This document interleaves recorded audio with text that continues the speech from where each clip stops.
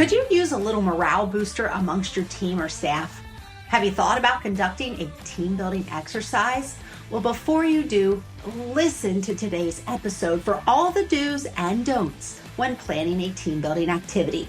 Our guest today will set you up for success and make you look like a hero amongst your team.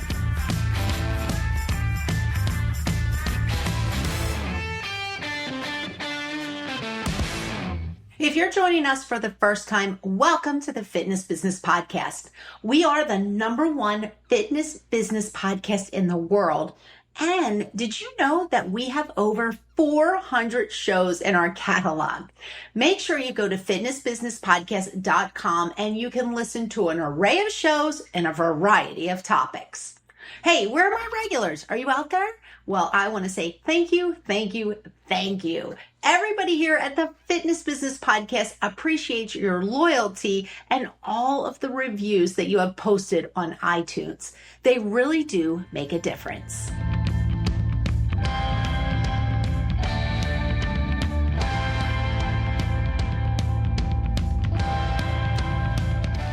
Are you ready to get started? Well, I'm Dory Nugent, the host of the Fitness Business Podcast, and I'm telling you, our industry expert today, Matt May, will have you laughing, he'll have you taking notes, and by the end of the show, he will make you want to organize a team building event for your entire staff or team.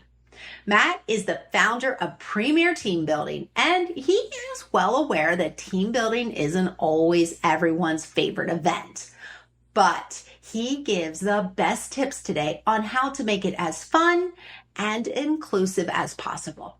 Matt brings a great energy, and I am excited to have him on the show. Before we get started, our amazing sponsor, MyZone, has a few words for all of you. MyZone has pioneered unique wearables with talking point technology that makes the difference.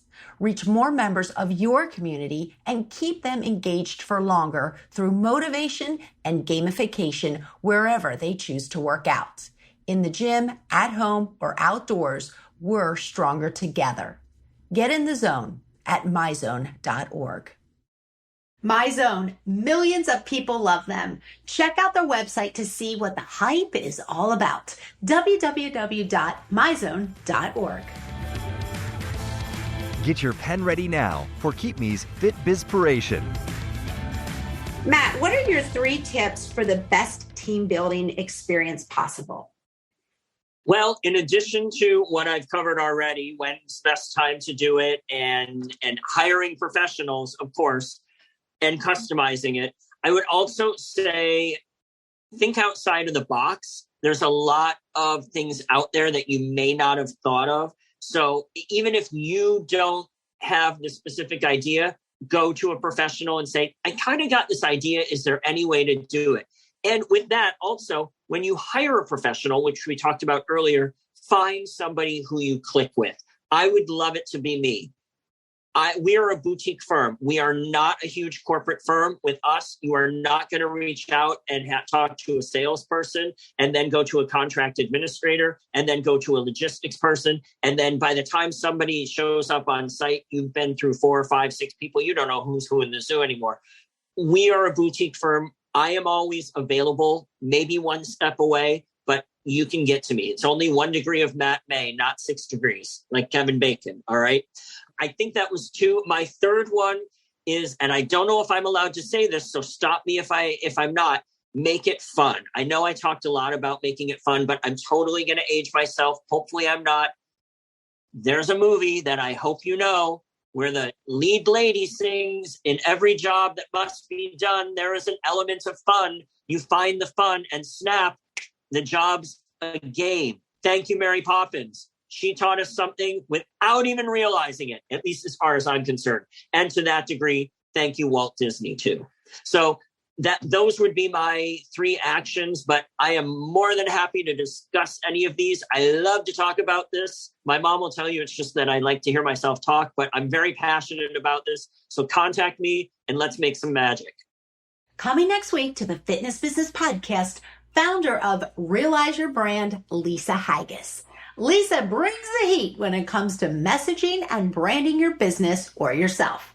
After this week's full interview, I'll introduce you to Lisa in our Quickfire 5 segment, sponsored by Hapana. At Discover Strength Franchising, we know you want to own a thriving fitness business. We believe you should be able to do work that you are passionate about while also making a great living. Imagine owning a distinguished fitness business backed by a market-tested business model where efficient 30-minute strength workouts are provided to your clients by expert, educated personal trainers. Here's how to get started.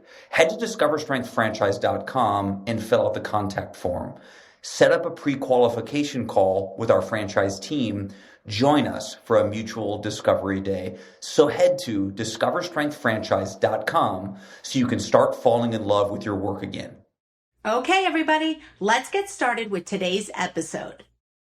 Matt May is our industry expert today. Matt is the founder and the CEO of Premier Team Building. Matt, thank you so much for coming on the Fitness Business Podcast. Thanks for having me. I'm so excited to be here. Oh, I've waited literally since you booked this appointment because I love team building person. I am the one standing in front. I'm like, yeah, I'm fist pumping when you say we're doing team building exercises today. That's music to my ears, Dory. Oh, I'm so excited. Can you tell I'm not the introvert that just shrinked and went to the back of the group and was like, please don't call on me. Please don't call on me. Dory. If I had to walk away, I'd go and look for my surprise face right now. Well, Matt, what I love about you is your resume is so diverse. I mean, here you are, you're the founder and CEO of Premier Team Building, but you're also, you've written a theatrical play. Am I right? You're the co-author and producer of a theatrical play called Diego and Drew Say I Do, right? Correct. You're an event host. You're an MC. You've interviewed some amazing people. One of those persons being Anthony Rapp, and you're also a professional educator. So you wear so many hats. I love it. It's funny, I wrote a book last year, Take the Fear Out of Team Building. It's short. It's like 60 pages. It's really good when you're on the can because chapters are 1 to 4 pages. And it's entertainment, all right? But I'm working on another one now called Don't Fight the Flow, Following Your Organic Path.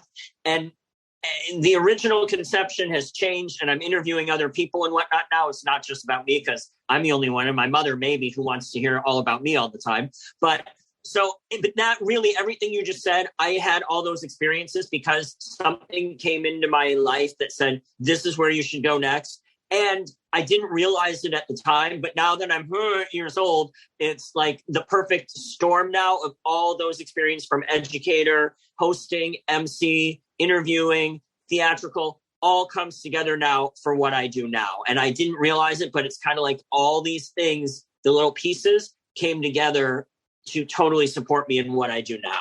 First of all, I want to know why you didn't mention your book when I asked you back last week in the Quickfire 5 about your favorite book. And that was the chance to pitch your book. Because all of your listeners are going to go, he's kind of interesting. 60 pages, $9.99 on Amazon, $2.99 on Kindle. I think I'm going to go check it out now after he gave me this little teaser on Dory's show. But we are going to put that book in the show notes. And we'll link it so that our listeners out there can click on it and they can download that $2.99 Kindle version for sure. All right. Awesome. Well, like I said, we laugh because we could probably talk about everybody that you've interviewed, all your different hats that you wear. But today on the show, you're going to talk to our FBP listeners about team building and, maybe taking the fear out of team building and making it for everybody that's on the team and making it unique and original, and whether to hire somebody to come in and run the team building or do you have somebody in-house do it. So everything team building today is what you're talking about. So thank you again for coming on the show. And I don't know about you, but I'm ready to dive in. Bring it. All right. So the very first question I'm going to ask is, why is team building beneficial? Well, when it's done well, it brings people together and makes them better colleagues and coworkers. I mean, that's the quick soundbite answer. As I mentioned last week in the rapid fire questions, I did a poll last summer. I did a few polls last summer when I was researching for the book, and I got all these answers of what people think about. Some were matter of fact. Some were what I would consider positive. Most of them were not so hot.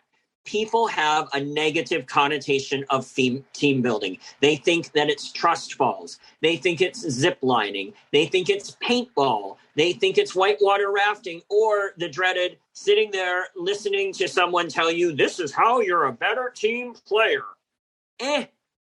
That's not what I do. And I'll tell you what I do in a hot second. But why is it beneficial? Well, no, I'm going to do it right now. What I do is I bring people who may or may not work together on a daily basis, put them in a room, whether that be an area on the beach or an actual ballroom or whatever, and give them challenges, competition, the opportunity to win prizes, because we as human beings love to win stuff. What do we get early on as children? We get good grades for doing well in school. What do we as adults like to do? Some people like to go to the casino. Some people like to, hello, Kentucky Derby was just a couple weeks ago, right? So people, I'm sure, watched that. Whoever bet on the 80-1 is real happy they did right now, right? The lottery. So I put people together and give them these challenges and allow them to organically, without beating a dead horse, not a bad reference after I just mentioned the Kentucky Derby, but without shoving it down people's throats, to have fun together and naturally communicate and collaborate. And that's a really long answer. So when you do that, you automatically get people working together. Quick aside to continue on with this is I love hearing 3, 6, 8, 12 months after an event that a client will call me and say, hey, you did a such and such experience for us at the such and such hotel. Oh, yeah. Oh, my gosh. Yes, your group. And Joe, that guy, he was a character. Yes. Well, I have to tell you about Joe. He's from our New York office, and he was on a team with Sally from our Los Angeles office. And early on, before they talked about their family vacations and their families and what they were doing and got to know each other a little, because that's just what happens, they started out talking about work. Sally was telling about a problem she had with a client. Joe remembered this. And now, this was a year ago. He remembered Sally talking about it, picked up the phone and called her, which is a novelty these days, doing that, not hiding behind a keyboard. But until that point, they had only known each other as names and email addresses. So he picked up the phone, called her, said, hey, do you remember a year ago when we were doing yada? Oh, yeah. You talked about a problem you had with a client, and it had something to do with distribution. Oh, yeah. Can you remind me how you solved it? Sally reminded him. He used the same tactics the other day and nipped a problem in the bud before it became a real problem. So dividends are paid time and time again when good team building happens. That's a way it's beneficial. Let's talk about the introvert and those team members that are, like I said, introvert, less athletically inclined. Team building activities for them, or even the word team building, can create, anxiety, fear, hesitation. What is your advice on how to make team building a positive experience for that type of person? Well, for any type of person, we're not going to do team building. I don't tell people that's what we're going to do. Yeah, they know, but I don't focus on that. Yes, you are on a team, but again, it's about immediately integrating the team members through some icebreakers and fun little activities, even if they already know who's who in the zoo. So people say, why do we have to do icebreakers? Everybody knows each other. Well, yeah, but they're not necessarily to get to know each other. They're also to put everyone on the same playing field and get everyone into the fun, competitive, but I use that term loosely, light competition. We're not talking, again, no paintball. We're talking lighthearted competition that you're doing with each other. Our experiences also allow participants to draw on their strengths. So if you're afraid of doing something, or you don't like coloring, or you don't want to use an X-Acto knife, or you have no desire to do XYZ, then don't. find something else you bring to the table, because there are a plethora of other tasks at hand that need to be accomplished and completed before the end of the experience. So when you have that, team member, or maybe there's 2 or 3 that you can just kind of feel like they start shrinking into the corner, how do you engage them and make them relax and that it's going to be okay? Now, you did mention you try to pull the word building out of the exercise. To be honest with you, Dory, I don't. And the short answer is I don't. And you're probably thinking, huh? What do you mean? And your listeners are saying, well, he's terrible at his job. Nah, I don't think I am. What I do is, again, I put you in with your 9 other people, and I'm not going to give away the farm right now. You'll have to hire me if you want to know all the secrets, but wink, wink, nudge, nudge. But you immediately start interacting with your people. And so you forget that you're an individual because you're a cog in the wheel, if you will. You are immediately interacting with these people and going, oh, well, that's not so bad. Oh, I didn't get hurt. Nobody said I was ugly. I didn't have to speak, to a group of 200. Oh, okay, it might be okay. So again, it's like I said earlier, putting people together who may or may not work together on a daily basis and allowing them to organically create the relationships or nurture the relationships. Again, same thing here. You're shy, no problem. Don't come running up to me when I've asked for a volunteer at the very beginning. But when you're in your group of 10, watch what's going on. And people inherently, when I say you all have to work together, all right, and give people enough work so everyone has something to do, it just happens. So I guess, how do I do it? I give people enough work and a challenge and tell them that you can win prizes at the end of this if you're first place. So that's how I do it. There's the short answer. When I became the host of the Fitness Business Podcast, I had a guest on. Her name was Joanna Rawbone, and she talked about introverts in the workplace. Today, it is still one of the most enlightening guests for me that I've had on, because I was so oblivious to the introverts because I just didn't understand that. And it's funny, she always said about, don't look at the introverts as being unsociable or snobby. She says it's just that their minds, they think differently and they react differently. So, I'm the extrovert standing at the front desk in the fitness club that the second the door opens, I'm like, hey, Matt, welcome.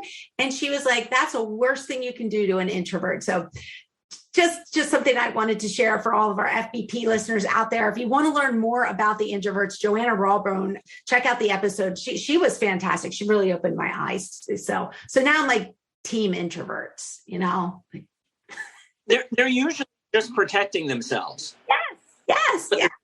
They're not being rude. They're just, this is not my comfort zone. Right. And, I always took it as them being rude. And I look back now at different members of the club and I'm like, I always thought they were rude. And she was like, they're not. And I used to think, oh, they're no fun. And she's like, we are fun. We're just fun in a different way. So anyhow, that's my introverts piece for today. Let's get back to team building. Got a new question for you. Here we go. Yep.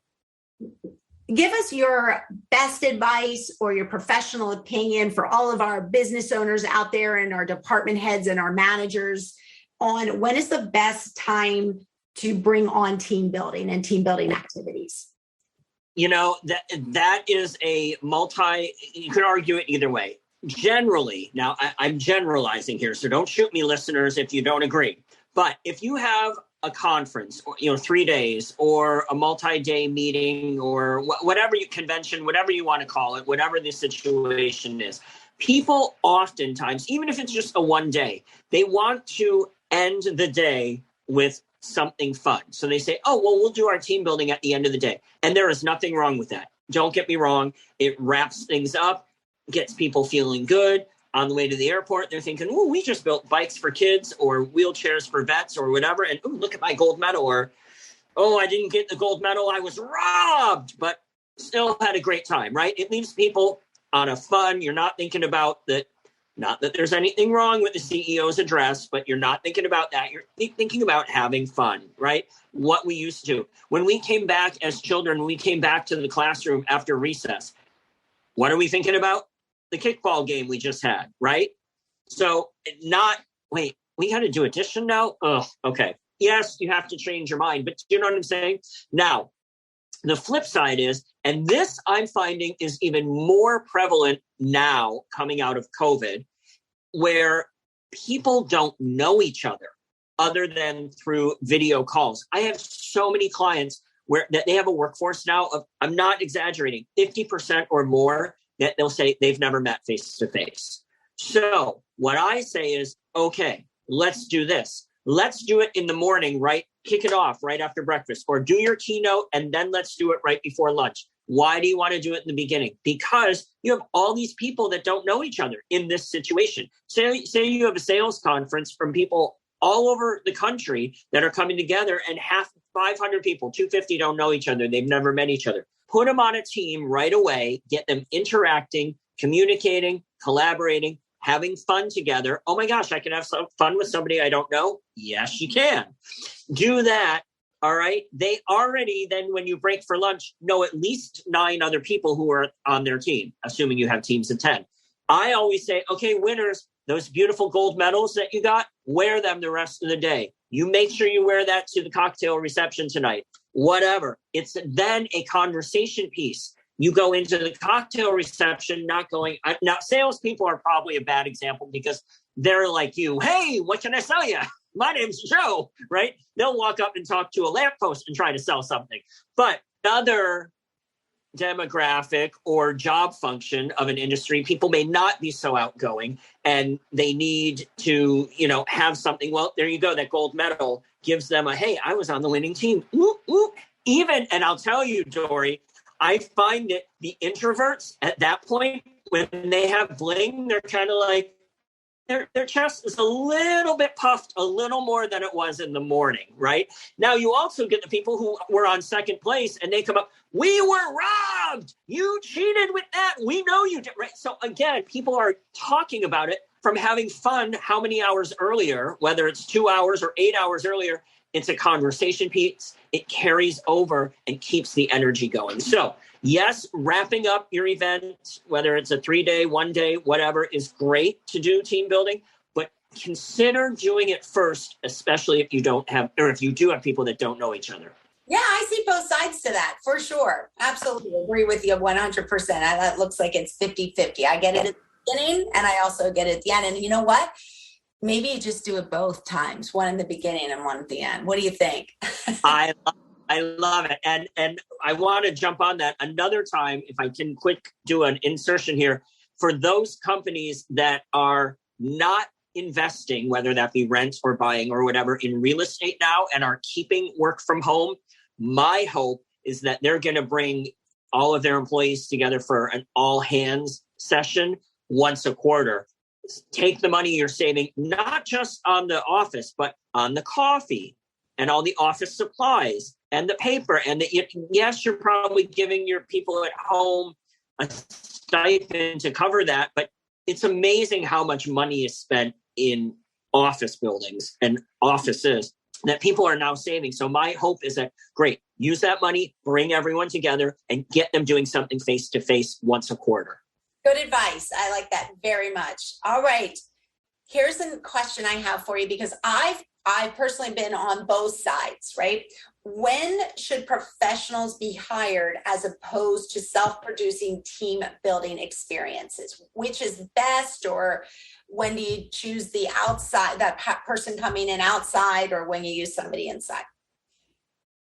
I always say use somebody from the outside for a number of reasons. A, it allows the people who are the organizers to not wear that hat, and they can actually get involved and experience from the same perspective as their colleagues for whom they're presenting it, right? So you can still bring somebody in and be the person who brings it in, but put yourself in their shoes. A, so you understand it from their perspective, but B, you might have some fun. What? I know. So that's one thought. The other is, okay, charities. Now, I'm all about being philanthropic. Charities are fantastic. I am not busting on charities. Let me make that as a blanket statement. Do not edit that out, Dory. I support charities, okay?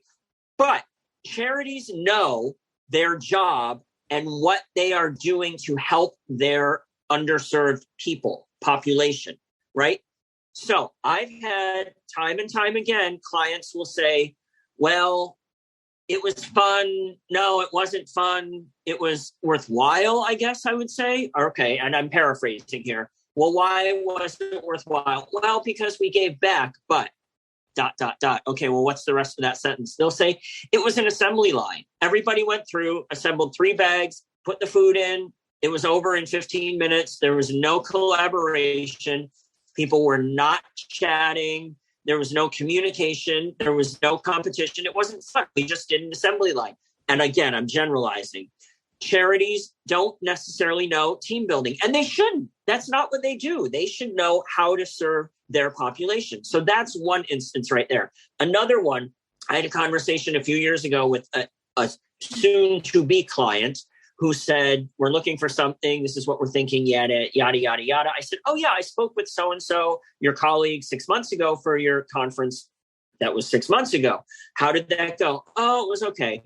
Now, what happened was they came to me too late. They already had their charity. They already knew what the actual product that they were going to assemble was, and they didn't have the money, to be quite honest. It was, I can't come in and do this any less expensively if you have that kind of money. So they did it all themselves. And I said to this soon-to-be client, well, how did it go? She said, it went okay. It went well.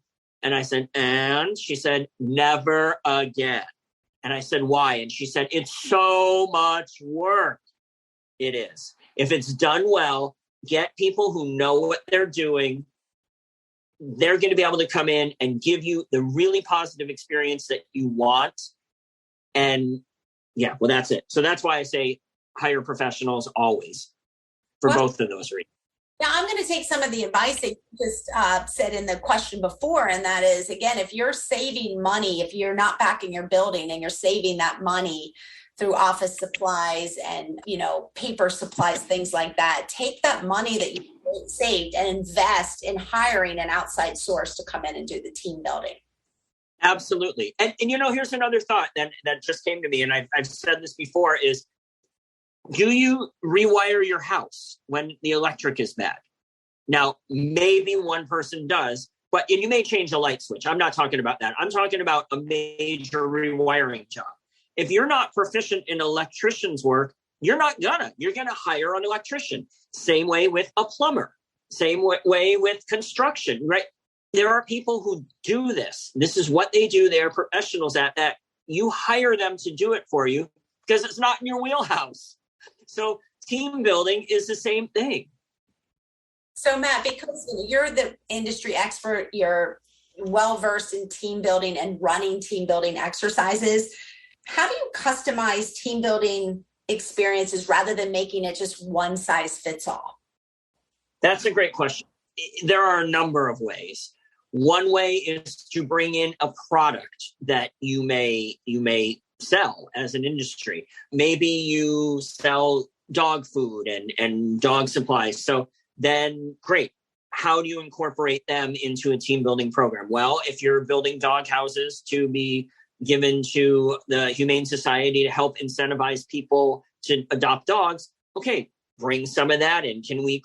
What can we do with cans of dog food around the doghouse to create little sculptures? And there are a number of, I'm shooting from the hip here with this one. I've never given that example before, so may not be the best one. But say you produce pasta sauce.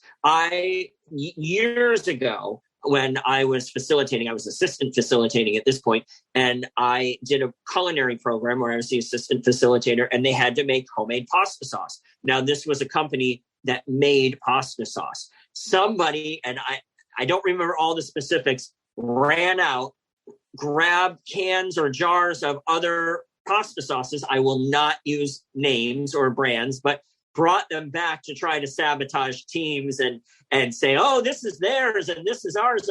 And it was very funny, but there's an example. If you create something, whether it's a food product or an item, put that in, have people try to replicate it or create something better, right? Especially if that works well with culinary.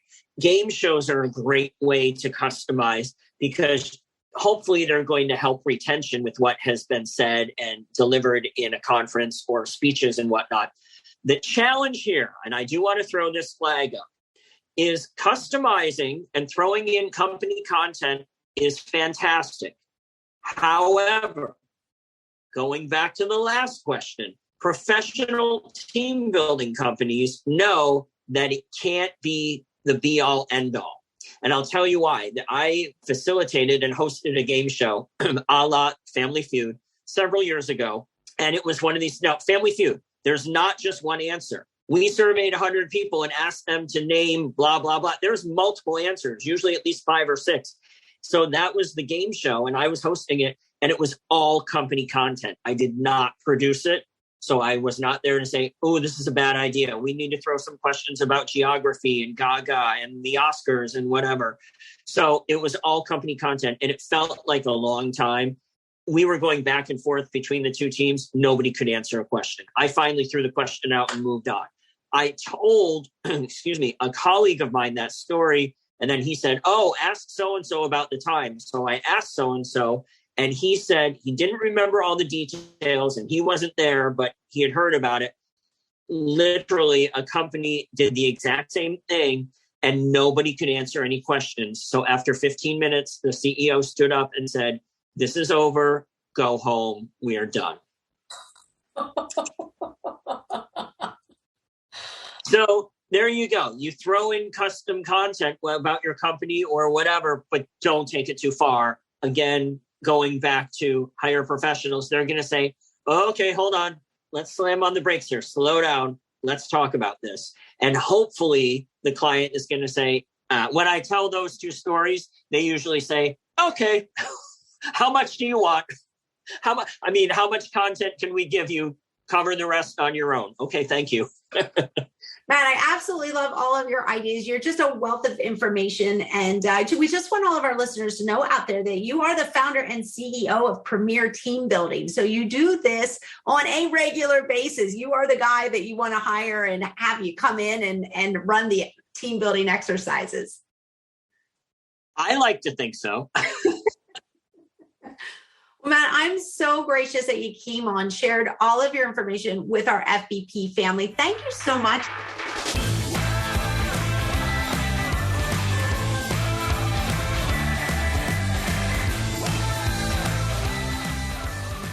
I can't believe that's a wrap on another great episode.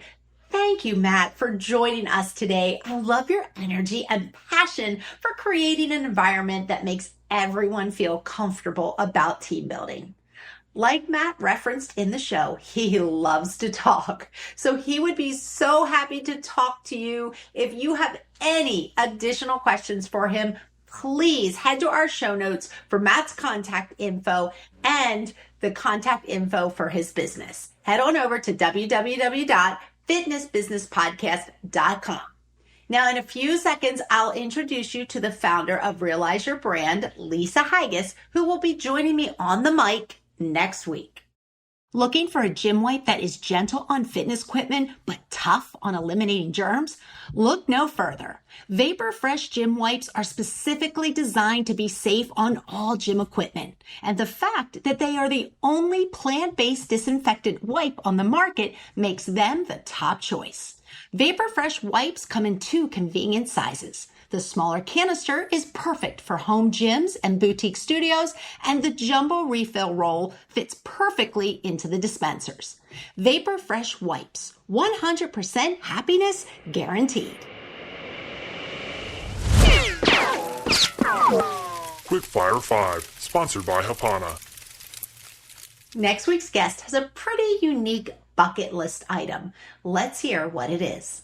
Quick Fire 5 is brought to you today by our guest that will be here next week. Her name is Lisa Haggis. Lisa is the founder of Realize Your Brand. She's also a business expert and a brand strategist. Without further ado, I introduce you to Lisa.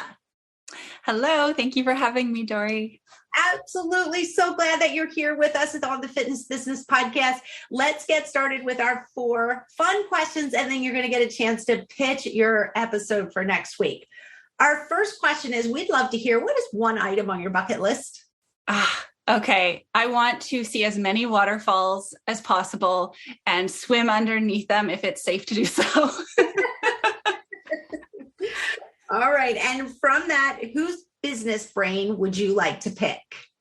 Seth Godin every time. Over brunch, by the water, maybe chasing waterfalls together. You have that well planned out. I like how you're going to be at brunch. Very nice. All right. How about your website? What is deemed your most visited page? I actually have a 1-page website. And so it is my homepage. And that was my little attempt at trying to make websites as simple and bold as possible. So what's more bold than one single page? All right. You just get it all in on one page. I kind of like that. Thank you. All right. How about a book? Could you recommend a book to our FBP family? Yes. I think the most important thing is finding a book that'll break down the paradigms of who you think you are. And for me, that book, one of those books was The 4 Agreements. Okay. I don't think we've had that one on before. That sounds enticing. It's a slightly spiritual read, but yeah, it pulls apart your brain in a really good way. Well, we will make sure we put your book on our show notes, and we'll also put a little link so that our FBP family, as well as myself, can check it out. Makes it super simple. And finally, Lisa, our final question, what would be one moment of next week's episode? Yes. Okay. So you do not need to build a strong brand to make a few dollars in business. But what you're going to learn next week is how important a strong brand is to have the impact that I know you want to have through your business. You absolutely need a strong brand for that.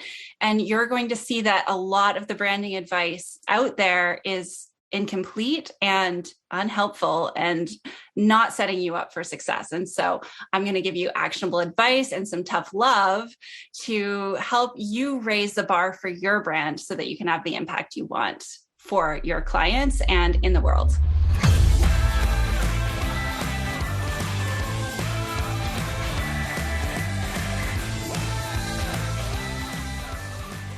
You heard it straight from Lisa. Next week, her message is all about branding and how important it is to have a strong brand to set your business up for success. So make sure you subscribe to the show on your favorite podcast player, or even better yet, let us do the work for you and we'll send you the show. Subscribe at fitnessbusinesspodcast.com. I have a few thank yous to hand out. First, I want to thank our founding partner, Active Management. Our partners, Keep Me MyZone, Discover Strength, ISSA, and Hapana. Our advertisers, Rex Roundtables, MX Metrics, and Vapor Fresh. We believe what you leave behind is not what's engraved in stone monuments, but woven into the lives of others.